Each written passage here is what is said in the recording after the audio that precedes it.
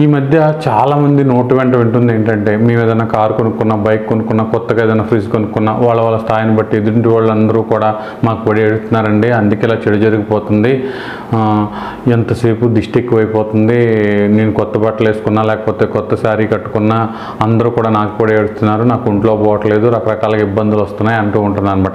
అసలు దిష్టి ఉందా లేదా అంటే ఖచ్చితంగా దిష్టి అనేది ఉంది. దిష్టి వల్ల ఇబ్బందులు వస్తాయని శాస్త్రం చెప్తుంది. దిష్టి నిజంగా భయంకరమైంది. మనకు సామెత కూడా ఉంది కదా, నరుడి దిష్టికి నల్లరాయన పగిలిపోద్దని. ఖచ్చితంగా దిష్టి ఉంది, దిష్టి లేదనేది అబద్ధం. అయితే ఇలా ఎక్కువగా దిష్టితో బాధపడుతున్న వాళ్ళు ఏం చేయాలంటే, ఒక 3 ఏళ్లతో పట్టే అని చిటికెడు ఆవాలు తీసుకుని ఎవరికి దిష్టి ఉందో అతనికి 3 సార్లు క్లాక్ వైజ్గా యాంటీ క్లాక్ వైజ్గా తిప్పేసి 2 తమలపాకుల మీద ఆ ఆవాలు పెట్టి ముద్ద కర్పూరం, లావుగా కర్పూరం బిళ్ళలు ఉంటాయి కదా పెద్దది, అది దాని మీద పెట్టేసి ఇంటి బయట అనమాట, గుమ్మం ఎదురు పక్కన అపార్ట్మెంట్లో ఉన్నవాళ్ళు లేకపోతే వాష్ ఏరియాలు ఏమైనా ఉంటాయి కదా అక్కడ పెట్టేసి అది వెలిగిచ్చేసి ఆవాలంతా కాలిపోతే మీకు ఎలాంటి దిష్టి ఉన్నా సరే పూర్తిగా పోయే అవకాశం ఉంటుంది.